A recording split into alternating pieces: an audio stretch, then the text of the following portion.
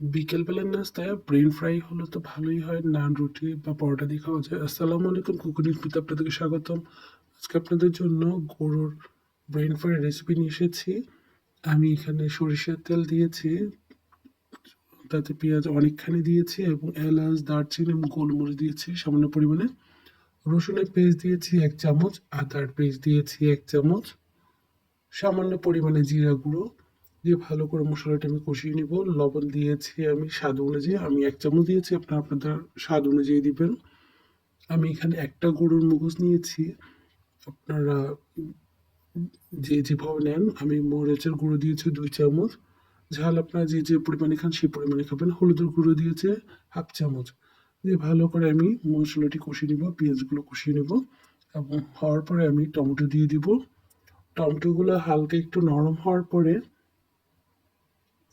তার টমেটোগুলো হালকা একটু নরম হয়ে আসার পরে আমি গরুর মগজ দিয়ে দিব। গরুর মগজটা আমি একটু চটকিয়ে নিব, ভেঙে চটকিয়ে নিব। আমি এখানে গরুর মগজটা একটু হালকা গরম পানি দিয়ে একটু সিদ্ধ করে নিয়েছিলাম, আপনারা দেখছেন। এভাবে করে আপনারা গরুর মগজটা দিয়ে দিবেন। উপরে চামড়া একটা থাকে সেটা ফেলে দিবেন গরুর মগজে, আমি সেটা ফেলে রেখেছি। আর এখানে কাঁচামরিচ কুচিগুলো আমি এখন দিয়ে দিচ্ছি এবং ধনেপাতা দিয়ে আমি পরিবেশন করব। চেষ্টা করবেন কাঁচামরিচ এবং ধনেপাতাটা লাস্টে দেওয়াতে, তাহলে আপনার সুন্দর একটা স্মেল বা ফ্লেভার আসবে, খেতে অনেক ভালো লাগে স্মেলটা। আর কাঁচামরিচটা দেখতে সুন্দর লাগে। ব্যাস হয়ে গেল আমার গরুর মগজ ফ্রাই। এটা হতে বেশিক্ষণ লাগে না, 15 মিনিটের মধ্যে বা 10 মিনিটের মধ্যে রান্না হয়ে যায়, সব কিছু যদি হাতের কাছে থাকে।